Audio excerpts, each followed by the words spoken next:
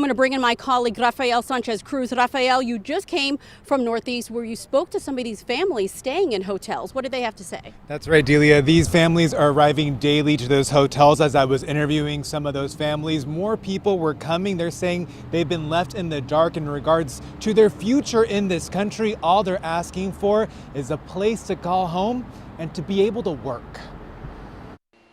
After a 5-month journey to the United States, these two Venezuelan mothers find themselves in this hotel room in Northeast DC, asking themselves, where is the American dream? No es fácil. It's not easy. I want to find a job because I have never depended on anyone. I have always depended on my work and the money I have in my pocket. Noni says she's willing to work but doesn't have shoes to ask for a job. She's scared of leaving her 10-year-old daughter alone. These women met in Mexico and arrived in DC on Tuesday. Ella nos dijo que nos iba a enviar a Nueva York. Marilyn says a woman in Texas told them she would send them to New York and that there would be people there to help them. After realizing that resources were limited in New York City, they ended up in the nation's capital. Creo que aquí hay muchas personas que tienen. Marilyn says she's growing frustrated about her own future, hearing that other migrant families have not been able to get on their feet.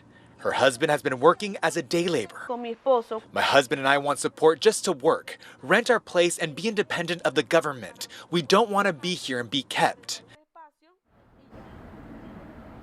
Last week, the mayor's office said 348 migrants were staying in hotels in the district and that 70 students that are part of these migrant families are enrolled in DC schools. We asked for an update on those numbers, but we have yet to hear back. Now, next week, a bill is headed to the council to create the Office of Migrant Services, but some of the advocates here in the district are already pushing back, saying that it really doesn't do anything to provide long-term solutions. Yeah, and it sounds like they're going to have to be agile to be able to jump in situations like this, even though they don't know that people are coming. Rafa, you interviewed those two women. One of them talked about her husband being a day laborer. They talk about how they really want to find work, but how are people finding work? Because technically it's illegal.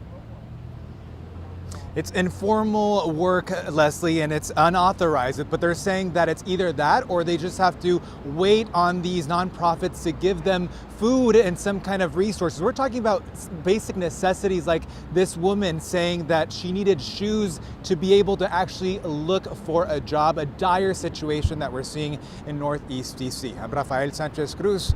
Back to you guys. Yeah, at the center of this, we're talking about humanity. These are humans, families, right, kids, so hopefully they get the critical support they need in the meantime. Rafael, thank you.